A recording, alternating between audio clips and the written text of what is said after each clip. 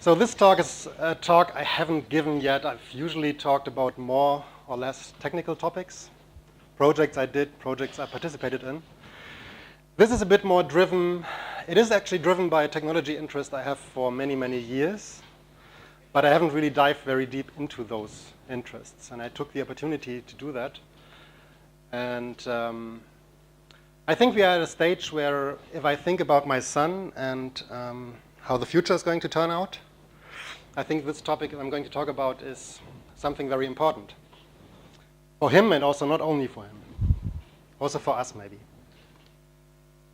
Because the question is, how is the future going to look like? What am I going to tell my son, at some point?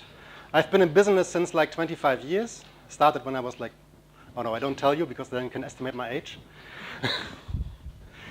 And so for a long time I've been involved. And as many of us have been involved in all these technology developments, we have to ask ourselves some questions sometimes. And one of the questions that especially people with children maybe have is, what are my children going to ask me?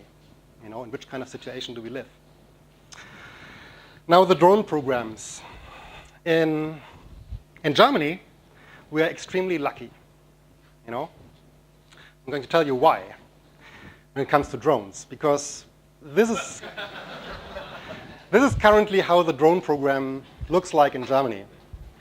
Like every 7th drone they're building is just crashing, and the largest project they did of like 650 million euro, it just was cancelled and failed.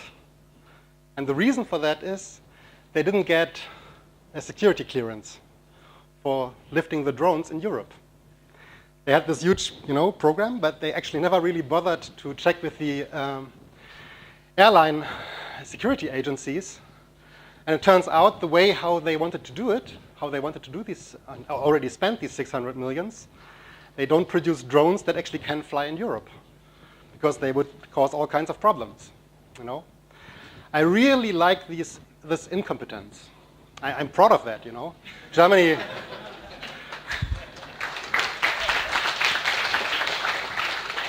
Germany is very well known to know everything better than others, and I'm very happy that we actually prove our incompetence here, and can look forward. Of course, if you look in history, we did some things very well. Like this is the logo of the Ministerium for Staatssicherheit, also commonly known as Stasi. They had a huge program going on from 1950 to 1989, and you all know we have a long tradition there. Even before that, we were very good at this kind of spying activities. But these days, we kind of like lost the advantage there, and now we have this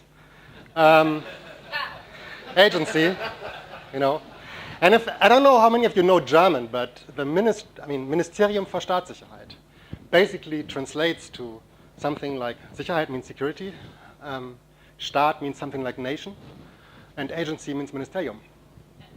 So we could actually go after them for copyright infringement. That would probably work, more than everything else. But okay, I don't really want to turn this into a national thing. I do consider myself as part of a global IT community that does not really care so much about nations. And if you look at the secret services and what they're doing, you can really only describe that as an espionage cartel. They're actually cooperating. It's not like it's the NSA, they are the evils and the Germans are the goods, or the Italians or something like this. These agencies basically all want to do the same. And the problem is that they understood, or some of them earlier than others, like the NSA did earlier, I think. And that's actually what the Germans are angry about. They actually understood that there are some very strong business partners who are basically in the same business than the secret services agencies in terms of spying, like finding out what are people doing, how are they relating. So they found these business partners. And of course, and the problem, I think, is, I mean, there's, of course, I know many people at Google, and many people are here from Google, and I value their work, and I think they've done tremendous stuff.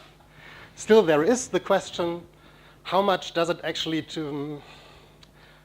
how much are they actually driven by some dark forces when it comes to spying and tracking on people? I mean, the technology, you can imagine, the technology that Google was building was so good in terms of tracking that it made them lots of money. But if you take the NSA standpoint, they say, wow, they managed to do that. That's great. We also need to have that, you know, because there is a certain kind of, like, from the activities that you're doing, big data and all of that is kind of related. But like I said, I mean, let's not make this personal. This is more a structural thing.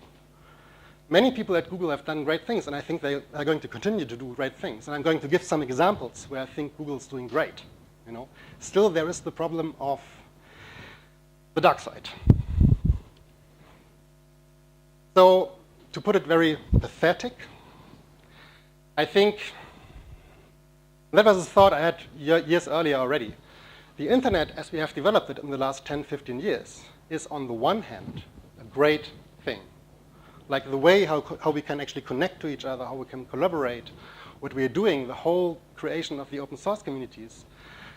It's just great, but it turns out that the structures we have been building, they also are very great for getting control, for knowing lots of things about people. Something where there were recently interviews in Germany with former Stasi officers, and they said, we really wanted to have that. You know, if you had this would have been great. So we have this kind of, I think we are in a situation now where we have two possible developments. And they are not, it's not clear yet what's going to happen. I think the future depends on two things, which is policies and laws and technologies. And many of us, I think many of you probably, also feel that when it comes to policies and laws, we don't really have that much influence. I mean, it's not so easy to, if you look at the US with the Democrats and Republicans, and also at our governments, it's not like it looks very pretty, and we think that they are going to fix this, especially if they actually are just envious and want to have it as well. So it brings back the question, what about technologies? We build all this stuff, you know, and it is actually, what is currently happening is driven very much by technology. And maybe it's interesting to look at our situation. If you look at the wider population, then you may say, oh, but the wider population doesn't really care. That doesn't really matter. Because I think we are kind of the bishops. The bishops in the Middle Ages, they were the ones who understood the codes, who understood the writing. So the ordinary people were coming, and the bishops actually, or the priests, they had this nice, you know, writing, and they could tell the people, I'm going to read to you, and you have to believe me, because I know what the writing means, but you don't. Many people didn't know how to write. And on some level, when it comes to information society, we are basically the bishops, because we know how all these programs work and how this relates. That also brings a special responsibility. I think we are really this conference is really like a gathering of bishops. Maybe doing a bit better on the level of participation from women. But it's really that. And that really means if you look at the power that the church actually held in the Middle Ages was great.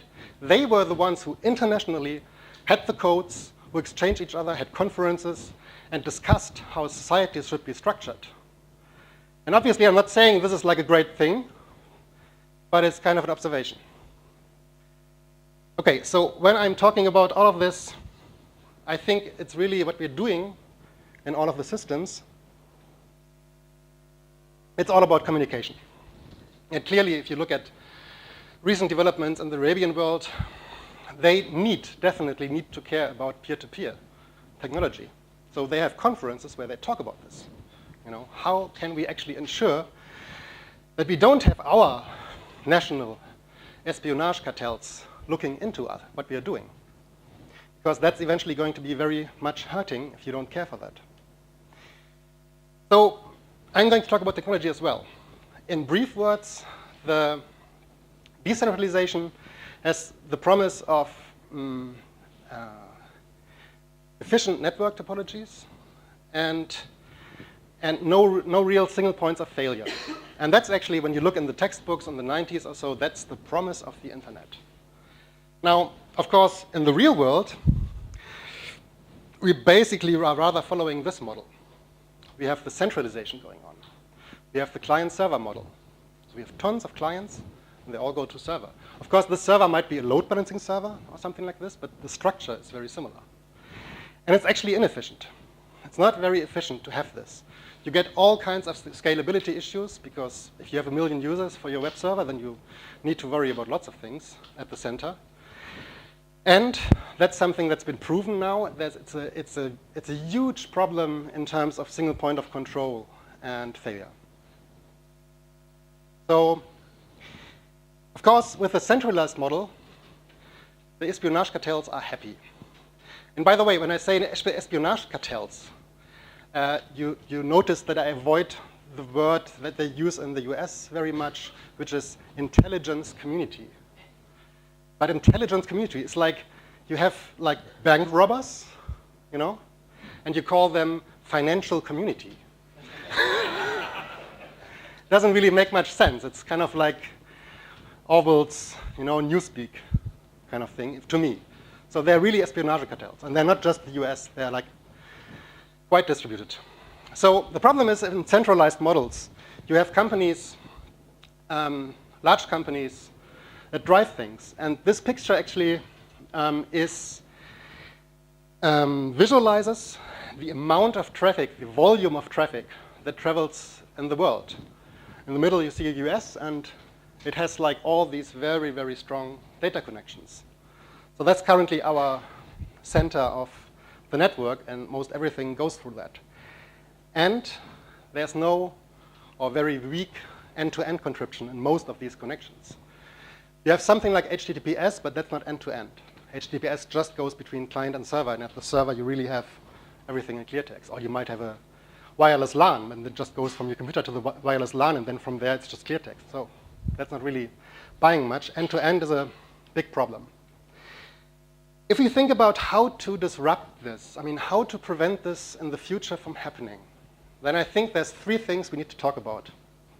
One is end-to-end encryption, very important. I'm going to talk about this and give some examples. The second is peer-to-peer routing topologies, so getting away from this completely centralized networking model. Third is, and that's maybe the most difficult to describe, but it's very important, my point is that we need something like a distributed mediation ownership. I'm going to talk in a second what I mean by mediation. And in general, it means improving our communication sciences. That's really, I think, at this point, when we look at the next 10 years, it's the only thing that can prevent things from getting worse, and I think it can contribute to making things better. So an example, a nice Norwegian company, Crypho, done by by people in the Python community who are there like for 15 years already. They did a very nice thing. They have end-to-end encryption between browsers, and they implemented this in JavaScript. So they actually they have also very strong data protection laws in Norway. So if you work with them, actually, you get end-to-end encryption between the members of your company or your organization. And they have a chat and file transfer and things like this, and it's all end-to-end encrypted. And the mediator doesn't know the keys on the browsers.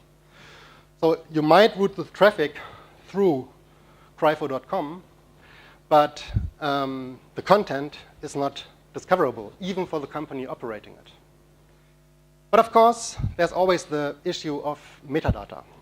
Metadata is also discussed very much in politics, and I think you're very able to understand the importance of that. Knowing who connected whom, at which point, for how long, going back in history, like for which thing. It's the thing most cartels are actually interested in knowing. It tells you so much about what people are doing. You don't even need to like target the content everywhere.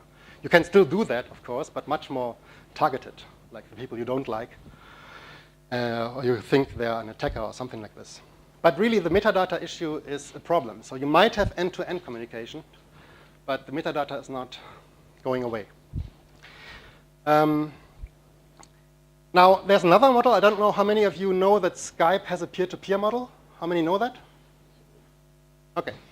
It's good because it's not true anymore. They actually replaced, at least that's what it looks like, they replaced the supernodes they were operating, which are visualized here. This is from earlier in the year. These were the supernodes, which were basically users' computers that were used to get peers to connect to each other, like to discover each other. Of course, all driven by the Skype central servers, but they actually moved to replace these supernodes by 10,000 Linux servers. I think there was a news like from last 1 or 2 months ago. So even, I mean, they're moving away from that, but apparently they did very well for a long time to do this. And why they moved away, they never explained. They explained? Yeah. What was it? There were two main reasons. They were running on Windows. Okay. And the other one, there was the rise of mobile devices. Right, and you right. can't run a supernode on mobile devices. Because it's not, power. yeah. Okay, I see. Okay. So that was the reason behind it. But also you may have read that they had this, I mean, it's a peer-to-peer network. It's said to be end-to-end encrypted, but that's not really clear. And it points to a problem because Skype is operating this. It's deploying the code to all of the machines. So for them, actually, it's kind of easy to do something about, I mean, they also have all the metadata, but they also can send certain Skype installations, like, for example, in Germany or in Italy or so. They can have, like, codes that actually allow to have a backdoor, even if people are thinking they're end-to-end encrypting. So that's not really, it's not peer-to-peer, really. It's not really end-to-end encryption that's by itself sufficient. There's a very interesting project. They applied for $100,000 in Kickstarter money. They got over 300,000. And Spacemonkey actually builds devices that you have in your home. Those devices connect to each other in a peer-to-peer manner. And it's a peer-to-peer storage network, right? They have very low power consumption, like 8 watts or so per second. And it's all encrypted in the sense of the key is only on the device, so you distribute your data to multiple nodes, redundant, but it's done in the background when there's no network usage. And you have very fast access because it's in your local network. So you can store up to 1 terabyte of stuff, and it gets distributed to the peers, but there's no data centers. There's no central data centers from Spacemonkey. The data centers are the devices. So it's kind of like Dropbox, but encrypted and distributed, which is fine. It's a very good idea, I think. Problem is, you only rent the device. So you only rent this, and the price doesn't matter. It's like, I think it's like $10 a month or something like this, which might be cheaper than what you can get from Dropbox, I don't know. But the problem is they really own the device, and they also own the code. So if they get bigger, I'm sure there's going to be means for certain people to actually look into it. And if it's not him, it's his successors. And if it's not him, it's some other government. So it's not really about him, really. It's about the structures. I think if you think about this, and the only way to be somewhat sure that the code, where I do something like this, distribute my private data, and also other things, that really the core of that code needs to be open source, needs to be free software. And it needs to be, we need to own that device in some way. So just renting it is not giving us enough control to stop somebody from putting strange things on it, on a mass scale. So that's kind of a difficult proposition, because in the last 10 years, we had lots of business models around the idea of web services. We have some very big companies doing web services, and they basically have both the code that runs in the data centers and the code that runs in the browser that gets sent, basically. It's basically controlled and owned by a company. And that makes it very hard to actually be sure of anything, what's happening, even if there is some kind of end-to-end encryption. Now, you might actually rely more on a Norwegian company with trusted people from the Python community saying, you know, we are honest here. And we don't have a government that actually easily gets at us. But in the long run, I think it's not really, we need to have like the core communications and the peer-to-peer distribution transparent. We need to know what's running there, and we need to have the ultimate control about our devices, our mobile phones, our computers, and so on. There's one very interesting, one of the most interesting Python projects, which is there already for a long while, is Taboo Least Authority File System. And I think it improves on several things. It lets you work with the evil cloud. And that means you don't have to, that's why it's called provider-independent security. You don't need to rely on the hosts you're storing information with. They can all be half evil. Half of them can, you know, try to cheat you. It doesn't matter. This file system that you can mount, just like you can mount Dropbox or something like this, actually works very differently. It distributes redundantly to multiple nodes, and it does strong encryption, and the whole stack is open source. So you can use this actually to build very nice distributed, even use Amazon storage, whatever, without revealing much. And the guys behind that are very strong, obviously, in cryptography and doing very interesting stuff. And I'm wondering, actually, what about some kind of the Spacemonkey idea, which is great, but has this problem of the device ownership, and taking this technology that actually works and is used in production and adapting it, because it's not completely ready for peer-to-peer, although the basic mechanism is. But I think, why not do a Spacemonkey Taboo device that you can actually sell?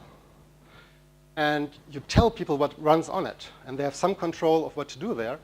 And suddenly, we would have a very strong network of storage, basically, and could access it from anywhere. And it would be peer-to-peer with an open source stack. And OK, I'm sorry for Dropbox, but it's a very interesting idea, and maybe even a business idea. Anyway, I think when we think about peer-to-peer and the bad name of peer-to-peer especially, then a lot of talk has been spent in the last 10 years on file storage. And even I talk now about Spacemonkey and Taboo Labs. The real interesting thing is thinking about communication, because that's more than just file storage. We don't always, you know, we don't just transport movies or big data files around. We have something like real-time communication. And I think that's where Google and Mozilla and others actually did a very good thing. They worked in the last years, and now it's kind of official. They worked on WebRTC. And WebRTC is a W3C standard, and it allows direct browser-to-browser data streaming. And it's open source. It really wants, it's an open source implementation of the specification. It works. I tried it in the last couple of weeks with several people. And I'm going to spend a bit to tell you how it works, because I think it might have a strong influence, actually, on how things are going to be shaped in the future. When you talk peer-to-peer and you have firewalls, you always have to get around this hurdle: how can clients actually connect? In peer-to-peer, the initial bootstrapping mechanism is usually called signaling. That means peers basically decide they want to connect to each other, and they need some kind of, because of the firewalls, that might be different in IP version 6, but because of the firewalls, they actually need some kind of entity that helps them, the mediator, to get them connected. And this has actually been, thinking outside the box, been developed by the gaming industry. The techniques, stun and turn, that help peers to connect to each other for real-time group chats and games and things like this, they're actually implemented since a couple of years. Now, what Google and Mozilla and others did, they said, OK, why not just, you know, make this a standard part of browsers? So what they do is actually they, you can read about it on Wikipedia, but what they do is actually they ask the mediator, and the mediator tells them, oh, this is, by the way, your IP address, and the mediator basically helps to set up UDP-based connections through the firewalls that then the two peers can use both behind the firewall to connect to each other. It really works. It works already for a couple of years in other industries, and now it works also in browsers. And that really means this is supported in Firefox beta. This is supported in the latest Google Chrome stable. And I think Opera is already supporting it or upcoming, and others as well. It's an open source implementation anyway. And no plugins needed. This is all like little JavaScript snippets that help you. You just need to have this mediator that helps you set up the direct encrypted connection. Of course, there's the issue of WebRTC mediation. Like, who is that entity in the middle that actually helps you to set up? Now, if we say, oh, let's just use Skype, they know how to do that, you know? Maybe not such a great idea, because the mediator still has a lot of knowledge. It doesn't necessarily know the social identity, but it at least knows the IPs, and it can collect metadata. And it depends on how we further build up this infrastructure, because WebRTC is a basic mechanism. But how we now, I mean, there's, I think, something like 30, 40 startups already around WebRTC. Once you start looking for that, you know, they're popping up everywhere. And if you just have a company that operates like a huge WebRTC-based network, but everybody registers there, and you know everything goes through that, that's maybe not so good. What you can do today is you just go to some random web server where you have like a little program running. And I did this with like Janis Leidl aus Berlin and some other people. And we just, within like 2 or 3 seconds, we were connected directly and could have a 200 kilobyte data streaming connection going through Germany, like Frankfurt, and you know, directly, without any English or US routes. Of course, it went through Frankfurt, and Frankfurt is one of the points I read yesterday where they anyway grab all the traffic, but anyway, I mean, I think it really raises, the issue is not only end-to-end encryption, it's not only peer-to-peer networks that are coming, it's really and that's the crucial point, is like, who owns this kind of mediation situation? Who's the mediator? And this is my personal top 6 list of who should do it. Like, first should be the Holy Grail. It means we don't really need much mediation. We just do it among us, you know. And people have, in research and in code, tried to go for that. It's really hard. Nobody has solved this yet. How to do this efficiently on a mass scale. The second is basically just saying, okay, we just have many different entities driving this kind of mediation. They maybe collaborate and do things, but there's not really just one organization or 3, but it's really many. And I think also for this kind of basic mediation, we can also consider doing something like having something like non-profit foundations.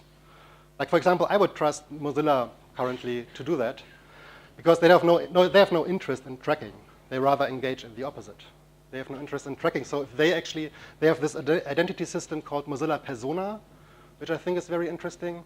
So something connected to that allows basically any of us, once we have our IDs, to connect and have like a distributed infrastructure for getting our browsers to connect, to talk to each other. That should work quite well. I think also small trustable companies have a role here. And I think the 2 worst solutions for this very basic mediation step is having big companies doing that, which are very close to big governments. I think, like with all the historic experiences in Europe, we don't want a single large entity to own all of this kind of metadata, who connects to whom. It's just too much. You know, with power comes abuse, and it's not a sustainable model for the future, because we don't know if in 10 years maybe there are some criminals in the government. I mean, for all we know, we don't even know if it's the case now, right? So the WebRTC potential, I think, is quite big. It's really not about file sharing. It's about real-time communication, low latency, efficient network usage without centers. And there's many interesting projects around this, many in JavaScript, of course. For example, there's some people working since a year or so on a browser peer-to-peer network. So our browsers suddenly turn into servers as well, thinking outside the box. And they actually connect to each other to form like a new network, and you actually connect into this network, so you actually get connected to that, and so on. And it's suddenly like our browsers and all our mobile phones and everything become like a network that knows how to get from point A to B with direct connections. That's like I think it's a huge thing, actually. And it's not only useful, and it has been used in other contexts like gaming, not only for web, but also for others. Another good thing coming, remember when I told you about Crypho, the end-to-end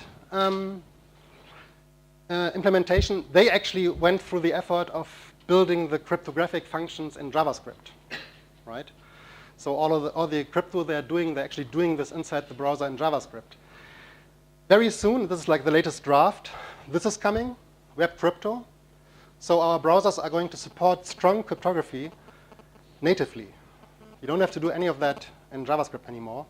You can actually do all the nice, signing, encrypting, end-to-end, even some kind of key management. You can all drive this directly from the browser. So this was all about a bit like virtual networking, because I wasn't talking about the physical aspects. I think there's also a problem when it comes to internet provisioning or internet providers and our physical network structure, which is also very centralized. And if we want to evolve more peer-to-peer networking style things, then it's not very fitting, actually. So that's a problem as well. And one particular problem, really, I think, personally, since years already, is that our wireless LAN situation is utterly and completely idiotic. Now, how many of you know the original meaning of idiotic, like in ancient Greek? Okay, 3. So idiotic means private. It means like doing things only for yourself, not caring about anybody else. It's only me. And that's what the Greek called, oh, you're just idiotic. If you look at our VLAN situation, that this is like a typical picture you find everywhere across the world. Everybody has access, can see 20 wireless LAN networks all closed, not cooperating in any way. Yeah? Just for securing the mobile phone or desktop to router communication line. That's the main reason. How old is this? It's just a random screenshot. What do you mean? You mean there's more now? This one? Oh, that might be years old. I don't know. Nobody uses WE. Yeah, you see, and then you have all these great IT guys telling all their friends, oh, but you shouldn't use VAP, you should use BPA or BPA2 or something like this. It's more secure. It's idiotic. You're just securing this very connection to your wireless LAN as if terrorists would be driving around in vans trying to find an open network. I mean, come on. We know this is not true. This is not the problem. Even more dangerous people. Yes, but Who would download illegal copies. Illegal copies, yes, of course. Copyrights. Yes. But from a network topology view and the way how we're doing our networks, it's kind of hard. If I talk to my neighbor, oh, I'm just going to give you this nice little family video, it's going to be hard. Oh, you don't have a Dropbox account. There's no way actually for us to cross this barrier. Like next room, the easiest thing you can do is take a USB stick. That's how far we evolved. We have all these networks, and we cannot transfer something from one laptop to the next here. I mean, only with oh, you need to have an account, you need to do this and that and this and that, and then maybe at the end, and try to explain this to your grandma. Okay, so there are people actually who are doing things. This is a project that actually came from disaster response. In disaster response, we have all of these nice central internet provisions going down, like the mobile network breaks down and things like this, and they wondered, okay, what can we do? So what they did is, they have an Android app, and it's a nice project, and they do mesh networking. That's what it's usually called. So the Android phones connect in ad hoc mode. So we connect all of our phones. And if some of us actually have internet access, we can use this point dynamically to go to the internet. Very clever. So it's bridging networks. And they tried it, and with even with 8 hops in between in our local networks, they can do real-time Twitter and other things. You know? So there are possibilities that even today already that allow us to get around this. But of course, it requires a new way of thinking about it. There's a foundation actually dedicated to this. Maybe some of you know it in Europe. They recently got a big EU project funding, and they basically tried to help community networks. I got good contacts, for example, to the people doing it in Leiden. I think they were the first ones in 2003. They have a 100 megabit city network. And they just say, this is a city network, everybody can get access to that, and it's a non-profit, and companies actually working inside the city, transferring data, have no problems whatsoever. They just use this network. And then there are some internet providers who give you like a 50 megabit connection for €5. Because all the city is already connected, and the provider, the only thing needs to do is bridging into another network, no last mile. You know, it's just a complete. So there's projects like this, and Freifunknet is actually one of the foundations trying to, it's a meta community. They actually try to give guidance on how to do things like this. The reason they only had an internal IP network in Leiden, they wanted to avoid all kind of, copyright problems, because they are not an internet provider. They don't provide internet. They only provide this kind of internal network, and what people do, like, bridging to other networks, it's not their issue. It's just an internal network. A big internal network, like 300,000 people, but still. Okay, so what does all of this has to do with Python? I think, well, one is, of course, many of us are actually involved in JavaScript, so that's one thing. But it really also today, Python drives large parts of the web infrastructure. And I think, I guess many of you know BitTorrent. Even today, BitTorrent is a peer-to-peer download protocol, and it was written in Python, right? And the idea is, I think, something like 6, 7 years old already. A very simple idea. You don't download from one center, but once you have basically downloads ongoing, connect to the points who already have the files, who are closer, and just download faster. Because the more people are downloading it, the faster your download becomes. That works. And even today, 10% of internet traffic goes through BitTorrent, right? It's still very relevant. And I think that there's much more to be done in this area. And why should BitTorrent be the end of it? I don't think so. I mean, there's many things you can still do, and where Python and the community can help. But really, let's be honest. Most of us actually doing our day-to-day business, including myself, we actually hope to get lucky. Maybe we just, they're doing all this, but maybe we can get away. Maybe we just have the right guys in government or something like this, and not going to happen. The problem with this is, given enough time, and looking back in history, I think it's a very difficult proposition to say that none of our countries, neither in Europe or in the US or anywhere, and don't even talk about China and Russia, none of these countries actually are endangered of ever having criminals or becoming like totalitarian. It happened in the past. Why do you think it shouldn't happen in the future? I mean, and if they have the means they currently have, it's a big problem. The other thing about honesty is we are very good at client-server models. That's what we all learned in the last 10 years. But we are not that great actually at multi-peer models, like having these, using these peer-to-peer ideas. And of course, it's more difficult. I mean, multi-peer models, you don't have central global state that you can easily access. Yes, from a programming perspective, it's harder. But there's also much to be gained, both in terms of efficiency and in terms of disrupting future abuse. Lastly, let me maybe say that, like I said, I I really like Whoo and what they're doing. They're doing great technology. I just hope that over time they manage somehow to get away from having their core business around tracking people. They have many, many interesting technologies. Maybe they manage, actually. But the thing is, Google and Apple and others taught us how good the web and user interfaces and so on can be. It's very, very, very convenient to have all of that. So without even me deciding it, I'm using tons of all these convenient services.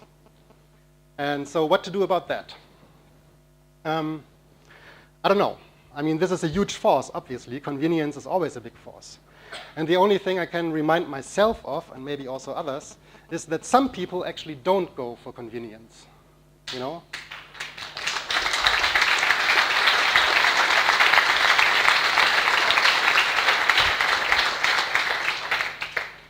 And I don't know.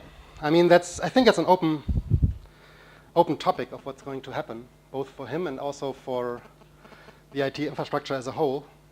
But even if you dislike Snowden and say, you know, he's a traitor or something like this, and he has signed a contract, he shouldn't have done that, and so on. Even then, I mean, there's someone, Steve Wozniak, who recently, 2 weeks ago, said he feels actually guilty about having helped all this technology and now discovering how it's used against people. This is one of the Apple co-founders. So he's wondering about this, and he gave some subsequent interviews reinforcing this message. And I think it's also a message to us. I think we have a choice and a responsibility there, because we are the bishops. I mean, we know how this stuff works. You cannot just say, oh, but the mass of people, they don't care. It doesn't matter. We are actually doing all this. We have been doing this. We are part of the IT community on a global scale, and we develop all of these technologies, and it is going to shape the future.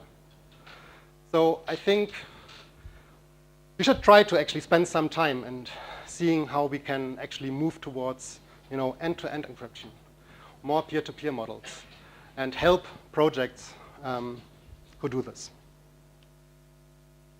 I think if you look at the picture from the centralized communication that we currently have, is this really the best we can do? I mean, clear text communication with one center, more or less? I hope not. Thank you.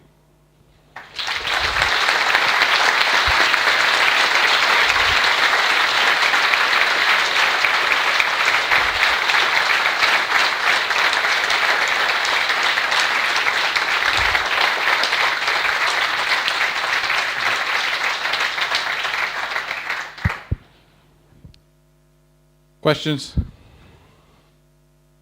All right, let's start here.